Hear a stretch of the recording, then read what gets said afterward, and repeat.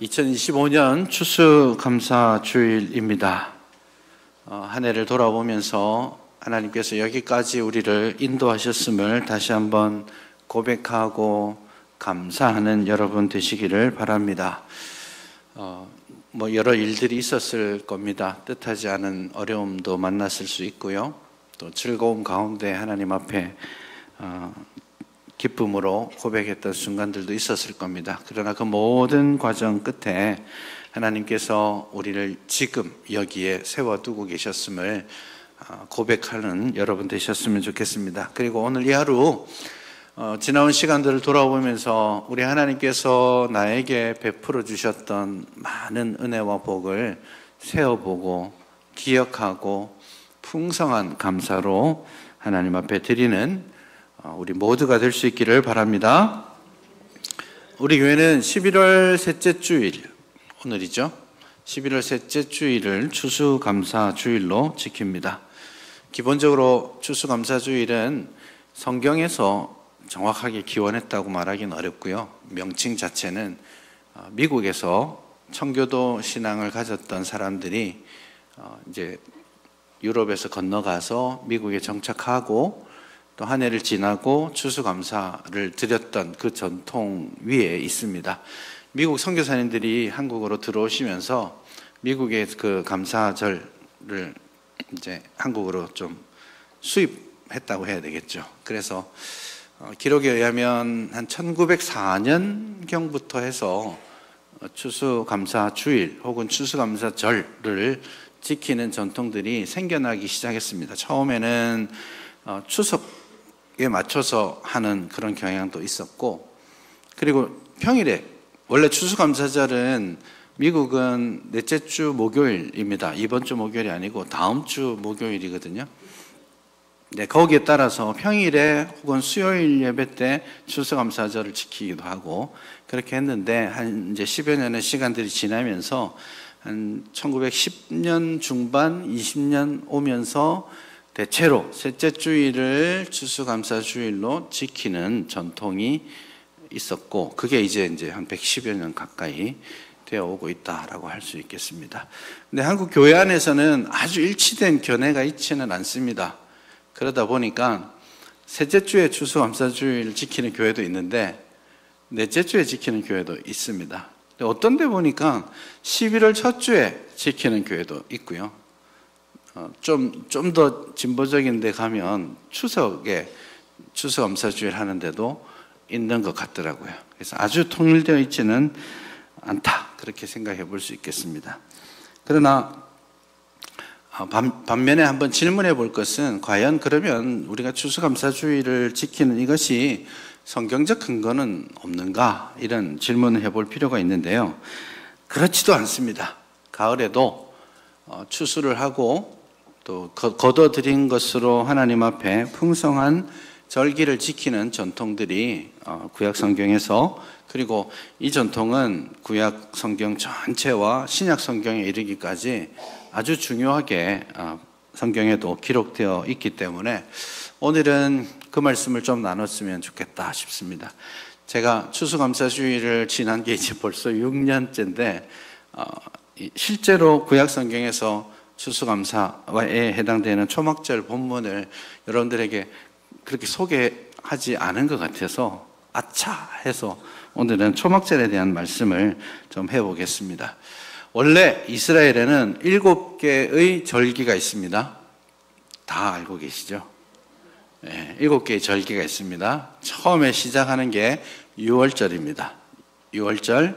그리고 6월절 다음 날부터 하는 것이 무교절입니다. 오늘 본문 16절에 보시면 7개의 절기 중에 3번의 중요한 절기를 다시 언급하는데, 첫 번째가 무교절이죠. 무교절, 77절, 초막절 이렇게 되어 있는데, 이 무교절이 6월절 다음 날부터 이어지는 것이 7일간 이어지는 것이 무교절입니다.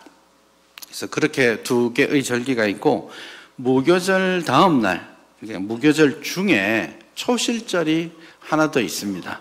그러니까 이것은 보리를 처음 수확해서 첫 번째 보리 수확단을 하나님 앞에 구별하여 드리는 것이 초실절입니다. 그래서 이 초실절에 예수님이 부활하신 겁니다. 그래서 부활절하고 초실절이 정확하게 연결되는 것이고요. 그렇게 우리로 치자면 3월에서 4월 정도의 이 세 개의 절기가 지나가고, 그로부터 50일이 지나면 77절이 있습니다. 오늘 본문 16절에 무교절, 그 다음에 77절이 나와 있죠. 이 77절은 이제 보리 수확은 끝나고 밀을 수확해서 하나님 앞에 드렸기 때문에, 숫자로는 7749, 50일 되는 날이다 라고 해서 77절이고, 또 다른 명칭으로는 맥추절이라고 되어 있습니다. 그게 한자로는 보리맥자인데 사실은 밀을 뜻하는 그런 겁니다. 그리고 그게 이제 4개의 절기가 봄 절기입니다. 그리고 가을이 되면 다시 절기 시리즈가 있는데 3개가 더 남았습니다. 7월, 음력 7월 1일이 되면 나팔을 불고 절기를, 새날을 선언합니다. 그게 나팔절입니다. 근데 그 7월 1일이 우리로 치면 설날입니다. 이스라엘의 새해는 음력 7월 1일입니다. 설날에 새해를 선언하는 나팔절을 지키고 나면 그 달 7월입니다. 7월 10일에 대속죄일이 옵니다. 가장 거룩하고 중요한 날이죠. 대속죄일을 지나고 나면 그 달 7월 15일부터 이 21일까지 오늘 본문이 말하는 초막절이 진행됩니다. 그렇게 해서 7개의 절기가 1년을 딱 두고 대단원의 막을 내립니다. 초막절은 기본적으로 가을에 추수한 것을 가지고 와서 하나님께 바치고 감사하는 날입니다.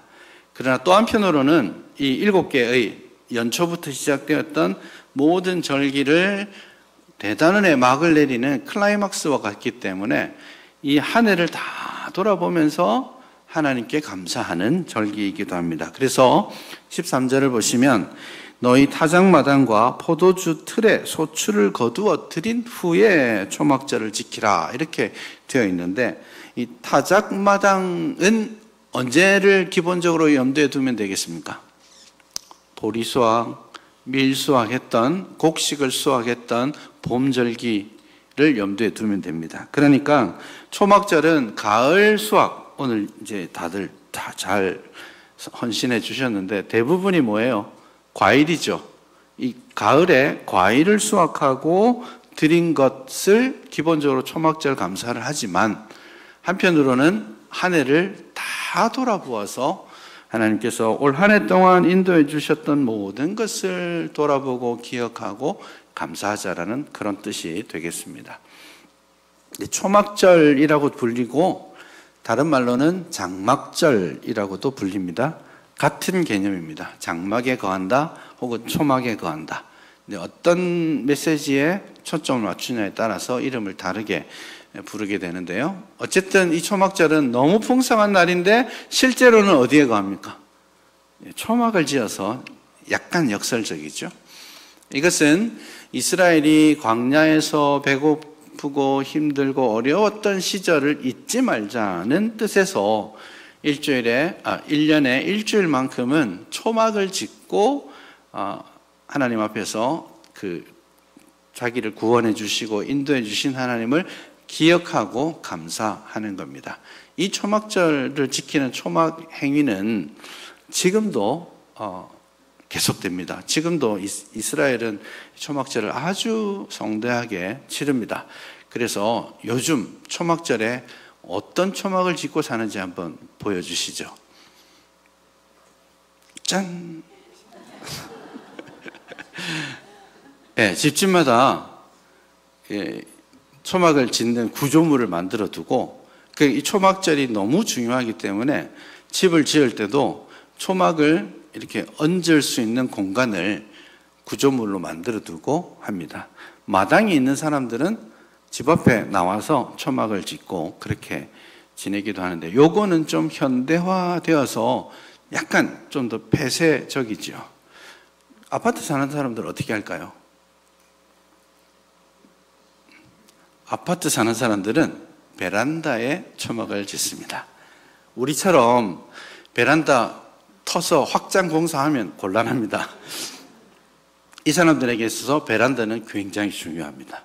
초막절을 지키기 위한 특수한 공간이기 때문에. 그러다 보니까 이스라엘에 지금 우리나라는 아파트가 다 일자죠. 이스라엘의 아파트는 계단식입니다. 왜 그럴까요? 초막절 지키려고. 그러니까 경건한 유대인들은 아파트를 지을 때, 내가 아파트 입주할 때, 살 때 우리는 어떤 기준으로 삽니까? 새 건가? 집값 오르나? 이런 거 따지는데, 경건한 유대인들은 초막절을 지킬 수 있나? 이걸 해서 경건한 유대인들은 다 저런 아파트를 삽니다. 이렇게 해서 베란다에 초막을 짓고 나면 저녁에 이 초막을 탁 걷으면 위에 별이 보이게 되겠죠. 그거를 보는 게 초막절의 중요한 하나의 의식이 됩니다. 실제로는 원래 이렇게 지어야 됩니다. 요거는 이제 들판에 가면 규정이 있습니다. 3면을 가리되 한 면을 다 가리지 말아라. 이게 규정입니다. 또 위에 초막에 이제 짚을 올리는데 이때도 비가 안 올 정도로 덮으면 안 돼. 그 다음에 별이 보여야 한다. 이런 규정이 있습니다. 그런 규정에 따라서 초막을 짓고 살게 되죠. 그래서 이 초막절이라고 합니다. 다른 이름으로는 수장절이라고 이름하죠. 수장절은 무슨 뜻일까요? 추수하여 저장한다, 이런 겁니다. 추수한 것을 모아서 저장하고 또 하나님께 그것으로 감사한다라는 추수감사의 의미를 담을 때 수장절이라고 합니다. 지금 이 화면을 안 끄는 이유가 뭐냐면 뒤에 하나 더 있거든요. 하나 보여주고 빨리 사라지십시다. 추수감사절이 되면 하는 중요한 의식 중에 하나가 요 4가지 나무 가지와 과일을 돌돌돌돌 말아서 일주일 내내 이걸 들고 다닙니다. 들고 다니면서 이제 자기들 구호를 외치면서 축제를 하는 건데요. 그거를 지금 해놓은 겁니다. 제일 왼쪽에 있는 저게 우리가 잘 아는 버드나무 가지입니다. 버드나무 가지, 시냇가에 있는 시내 버들 있죠?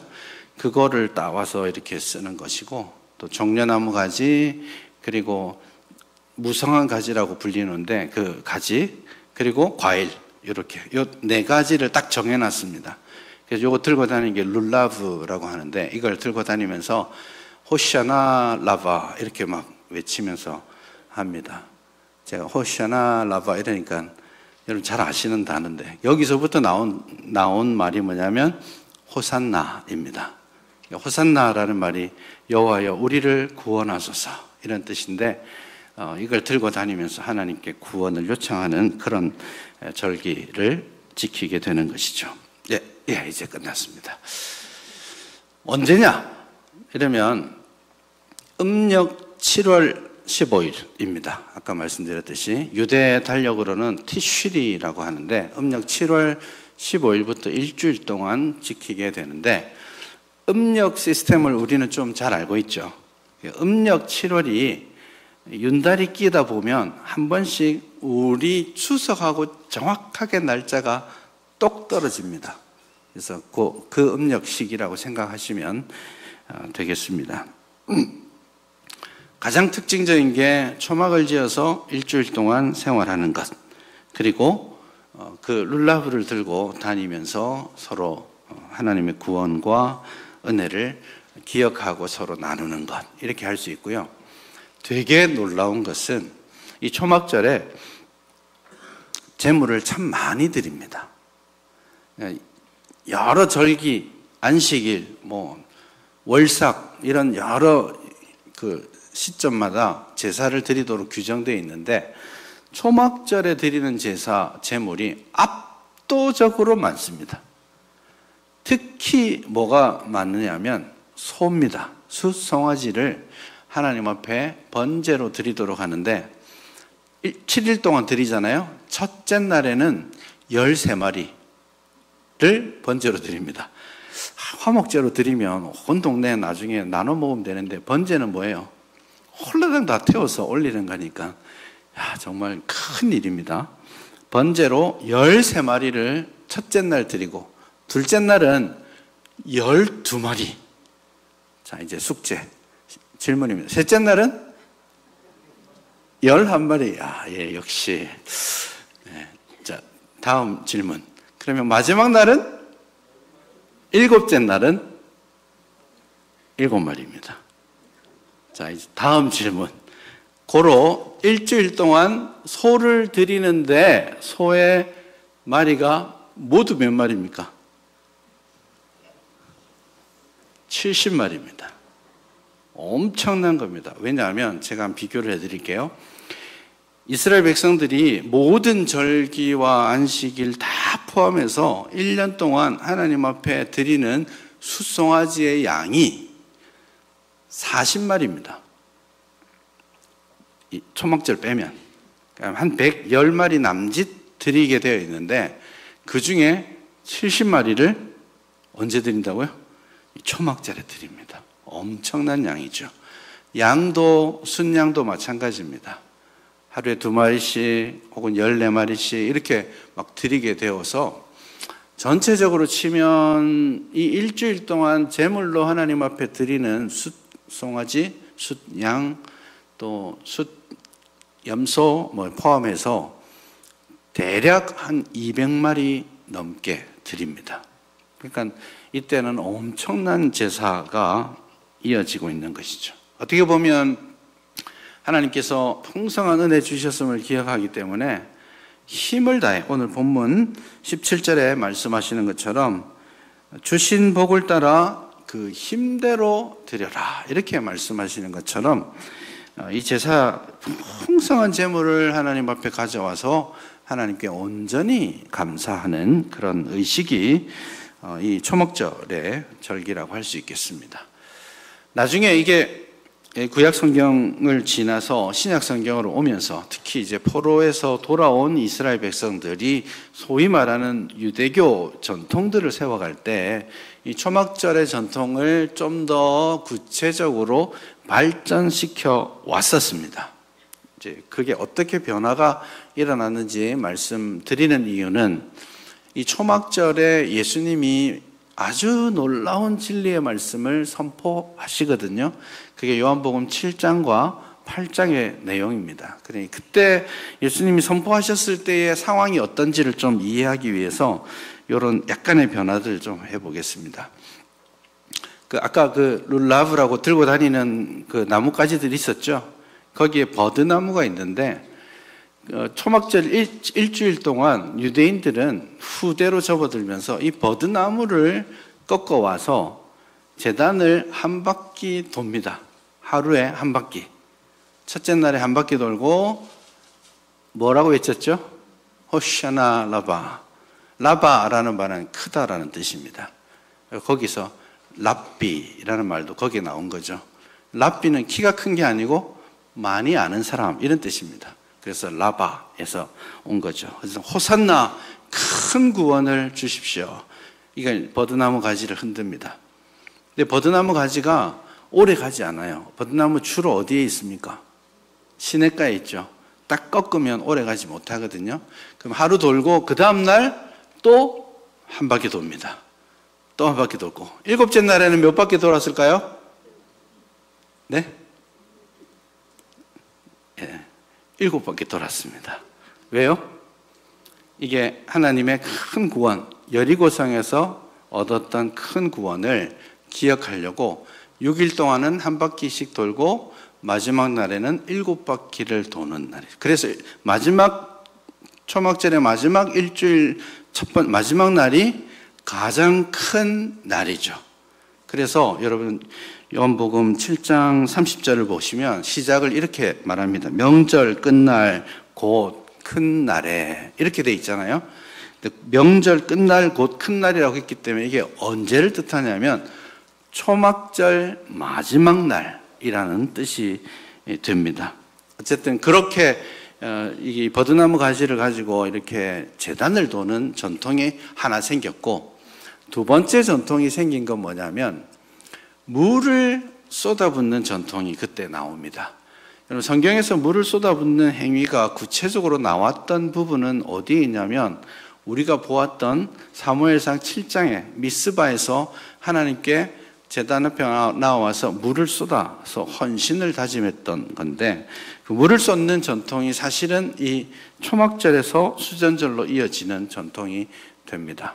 이 초막절에 물을 쏟는 게 어쩌다가 여기 생겼는지는 정확하게 알 수는 없어요. 그러나 초막절에 그 많은 제물을 드리려면 나무도 많이 필요했지만 물도 굉장히 많이 필요했을 거예요.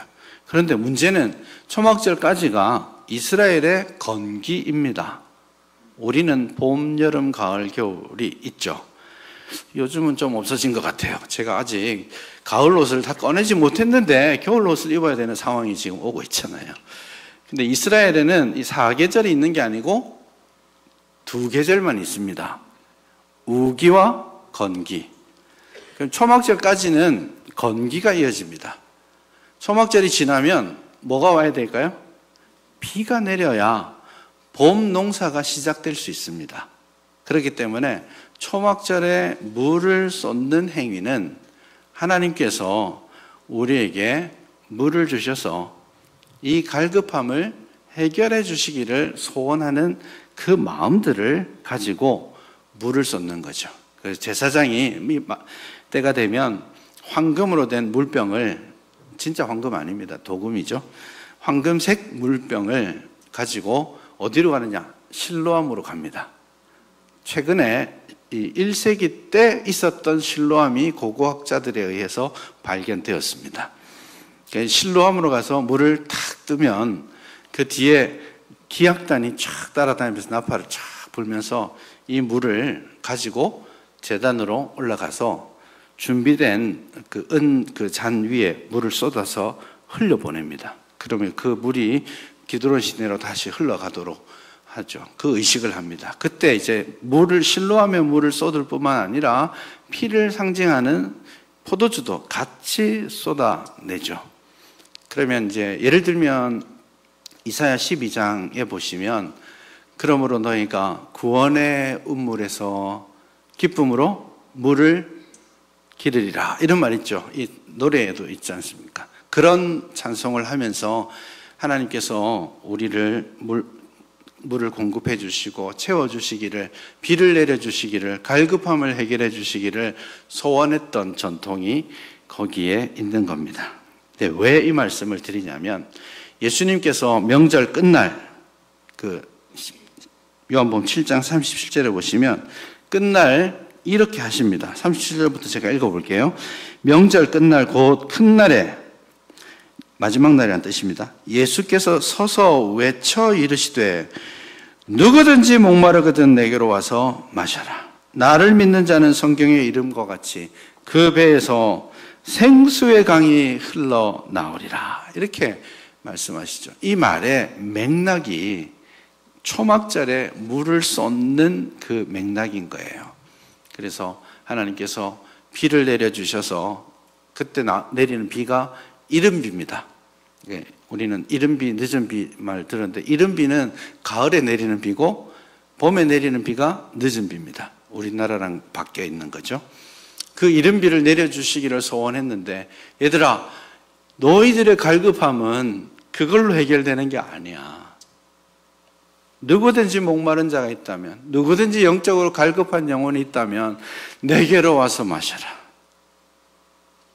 그리스도 안에서 그리스도께서 주시는 생명수를 마시는 자는 누구든지 그 속에서부터 생수의 강이 넘쳐 흐르는 거예요. 그냥 시냇가에 물이 쫄쫄쫄쫄 나오는 게 아니고 차고 넘치는 은혜가 있을 거라고 말씀하시는 거죠. 초막절에 비를 내려주시고 갈급함을 해결해 주시기를 간구했던 그것을 예수님께서 내가 그 초막절의 소원을 온전히 이루는 메시아다라고 말씀하신 겁니다. 또 다른 전통이 하나 더 생겼는데 그게 뭐냐면 불입니다. 이 마지막 큰 날 있죠? 이 큰 날은 뭐 하는 날이냐면 잠 안 자는 날이에요. 우리 크리스마스 전날 옛날에 밤새 하고 새벽송 하고 막 그리고 이제 크리스마스 예배 때 다 졸고 막 이러지 않았습니까? 예전에 그랬던 기억이 있는데 유대인들은 초막절의 마지막 날에 잠 안 잡니다.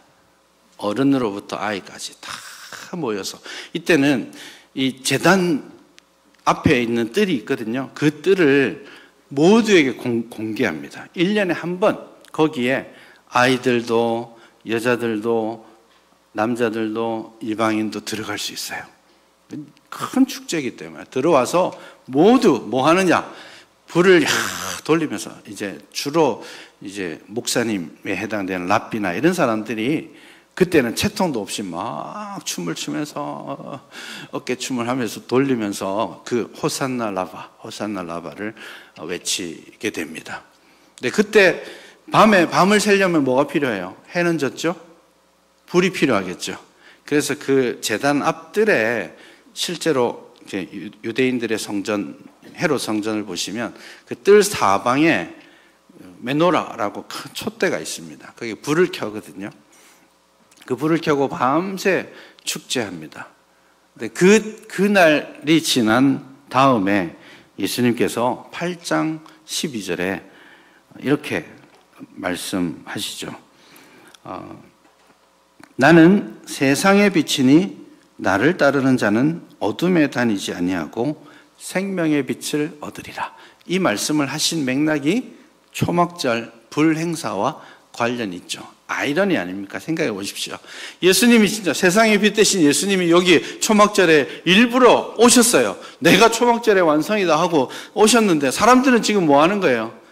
우리에게 불을 비춰주시옵소서, 우리가 어둠에 다니지 않도록 해주십시오 이렇게 하면서 우리에게 큰 구원을 주십시오 하면서 정작 진정한 구원이시오 빛이 되신 예수님은 영접하지 않는 아이러니가 거기에 있는 거죠. 그런 점에서 우리는 이 초막절을 그리고 이 추수감사절을 지키면서 이 부분에 대한 묵상과 생각을 좀 하실 필요가 있겠습니다. 초막절은 우리에게 갈급함을 지금 알려주고 있습니다. 부족함이 많은 가운데 하나님의 인도하심을 말한다라고 하지만 실제로는 온전히 성취되지 않은 미래에 대한 소망을 여전히 가지고 있는 거죠. 그런 맥락에서 우리는 예수 그리스도 그분께서 우리에게 진정한 초막절의 완성이 이루어졌다라고 말씀해 주신 거죠. 예수 그리스도의 십자가와 구원으로 말미암아서 우리는 더 이상 갈급하지 않아도 되는 은혜를 누립니다. 누구든지 자격이 필요 없어요. 누구든지 목마르거든 내게로 와서 마셔라. 그리스도 안에서 우리가 이 세상에서 받게 되는 여러 영적인 갈급함과 필요 이런 것들을 하나님 앞에서 공급받고 은혜를 누리는 우리 모두가 될 수 있기를 바랍니다. 또한 그리스도는 세상의 참 빛으로 오신 분입니다. 그리스도, 빛 대신 그리스도를 따르다 보면 우리는 더 이상 이 어둠의 악한 세상에서 방황하지 않고 우리 빛 대신 주님을 따라가게 될 겁니다. 그 소망을 여러분 꼭 가지실 수 있기를 바랍니다. 그런데 오늘 초막절 자체는 어떤 메시지들을 지금 주고 있는지 다시 본문에서 한번 보면 좋겠습니다. 초막절의 가장 기본적인 개념은 즐거움이라고 할 수 있습니다. 그래서 14절 말미에 보면 즐거워하라 이렇게 나와 있죠. 그리고 15절에도 다시 한번 말씀하기를 강조해서 너희는 온전히 즐거워하라 그렇게 말씀하고 있습니다. 그래서 초막절, 추수감사절은 즐거움의 잔치 이 자리가 되어야 한다 그렇게 말씀드릴 수 있겠습니다. 그 즐거움의 근거는 어디에서 나오나요? 두 가지입니다. 첫째는 초막을 지어서 뭘 기억한다고요? 출애굽과 광야 생활을 기억하는 거죠. 그 말은 우리의 감사의 근거가, 우리의 즐거움의 근거가 올 한 해 하나님께서 나에게 월급도 좀 올려주셔서 고맙고 건강 회복시켜 주셔서 고맙고 그런 차원의 즐거움이 아니라 억만 죄악 가운데 죽었던 우리를 하나님의 자녀 삼아주시고 구원받은 하나님의 백성으로 불러주시고 부족함과 어려움 가운데 인도해 주셨음을 기억하는 겁니다. 생각해 보십시오. 광야를 기억하고 인도하심, 함께 하심에 감사하잖아요. 광야 생활이 뭐 좋았겠습니까? 풍성했겠습니까? 그렇지 않잖아요. 그럼에도 불구하고 모든 부족함과 연약함 가운데서 우리 하나님께서 구름 기둥과 불 기둥으로 인도해 주시고 양식을 내려주시고 우리가 헤어지지 않도록 옷을 지켜주시고 신발이 닳지 않도록 해주시고 필요할 때 바위를 깨쳐서 물을 내어주시고 많은 어려움과 부족함이 가득하지만 그럼에도 불구하고 하나님께서 구원해 주시고 여기까지 인도해 주신 것을 기억하는 겁니다. 진짜 감사, 즐거움의 풍성함은 거기서부터 출발해야 하는 겁니다. 그리고 나서 올 한 해를 돌아보며 우리 하나님께서 우리 손에 베풀어 주신 은혜와 복을 기억하고 감사하는 것이죠. 그 두 가지 맥락의 즐거움의 이유가 본문에 나옵니다. 그러나 또 한 가지는 우리가 풍성한 은혜를 받고 누렸다면 마땅히 하나님께 풍성한 감사를 드려야 한다라는 겁니다. 그리고 우리가 하나님 앞에 드리는 감사가 온 마음으로 드려야 되는데 16절 마지막에 보면 여호와를 배웁되 빈손으로 여호와를 배웁지 말아라 그렇게 말씀하고요.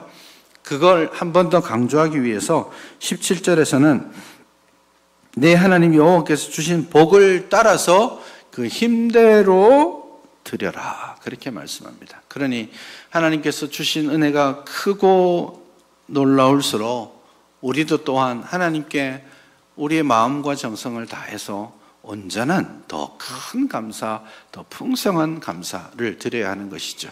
그러니 추수감사절은 풍성한 하나님의 은혜를 기억하는 날이기도 하고 우리가 하나님께 우리의 힘을 다해 풍성한 감사를 올려드리는 그런 날이기도 한 것이죠. 이제 마지막 한 가지만 더 말씀드릴게요. 초막을 지으라고 하셨죠. 초막을 짓도록 한 데는 몇 가지 의도가 있을 수 있습니다. 가장 간단한 의도는 교육에 있습니다. 초막을 짓고 따뜻한 방에서 자다가 어느 날 아빠 엄마가 베란다에 막 짚을 하고는 자 얘들아 여기서 일주일간 자야 된다 이러면 애들이 아빠 난 방에서 잘 건데 안 돼. 왜? 그때 해줄 말이 있는 거예요.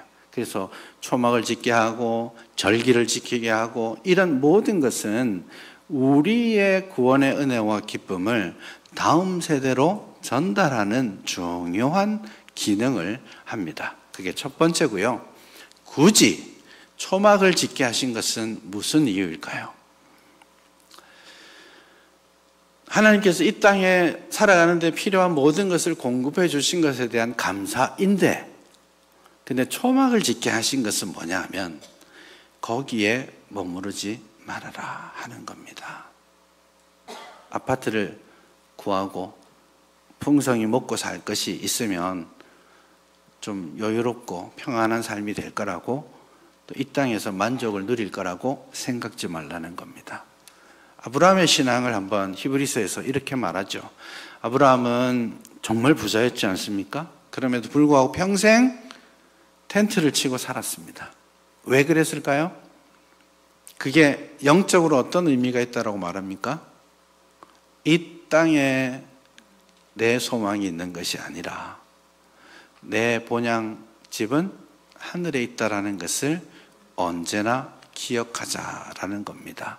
그래서 초막을 짓고 불편한 생활을 하면서 나는 이 땅에서 여전히 나그네구나. 이 땅에서 잘 먹고 잘 사는 것으로 만족하고 감사한다면 오히려 그것이 내 신앙에 내 영적 여정에 걸림돌이 될 수 있다는 것을 기억하고 하나님 앞에 내가 순례자의 삶을 살아갈 것이고 내가 이 땅을 내려놓고 하나님이 지으신 영원한 한 성을 바라며 그 믿음의 여정을 주님과 함께 계속하겠습니다 라고 결단하는 우리 모두가 될 수 있기를 바랍니다.